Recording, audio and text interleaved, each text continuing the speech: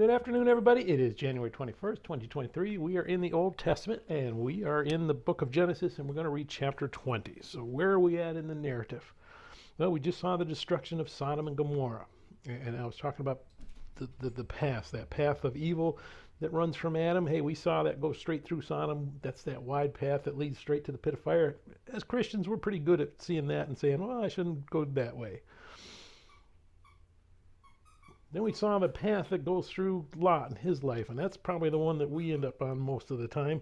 That was that path of saying, well, you know, I know what I'm supposed to do, and I know exactly what I'm not supposed to do, but let me kind of try and find a place in the middle where I don't, I won't be doing the worst thing I can think of, but you know what, God, I still want to do some things that I want to do, and even though I know I'm not supposed to. And we saw that, you start compromising what you know to be true, and start leaning a little more, and a little more, and you're going following that same wide path, even though you don't think you are. That's probably the biggest pitfall for us, is we want to hang on to that idea that, well, I'm righteous, but you know what, we're headed the wrong direction. Then we saw the third path, that path of righteousness, the one that goes right through Abraham, obedience and faith, trusting in the Lord, sacrifice.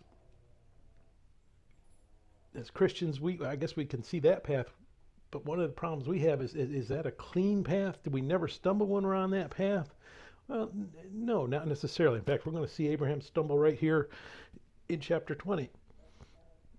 As a matter of fact, we're going to see him stumble in a way that we saw him stumble way back at the beginning of the story. So that little sin he did of going into a city and not quite trusting that God's going to protect him, that maybe they're going to kill me for my wife, I'm going to tell them that she's my sister, and that'll protect me.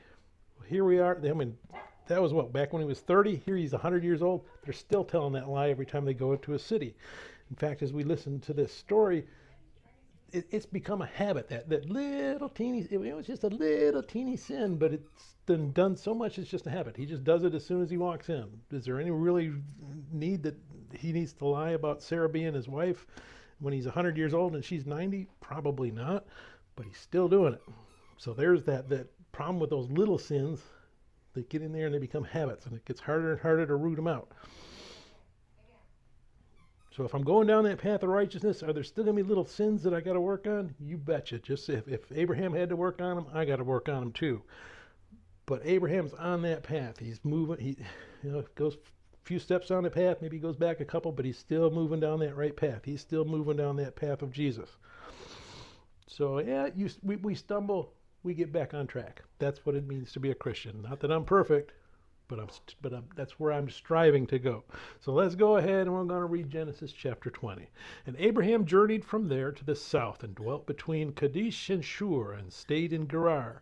Now Abraham said of Sarah his wife, she is my sister. And Abelmach, king of Gerar, sent and took Sarah.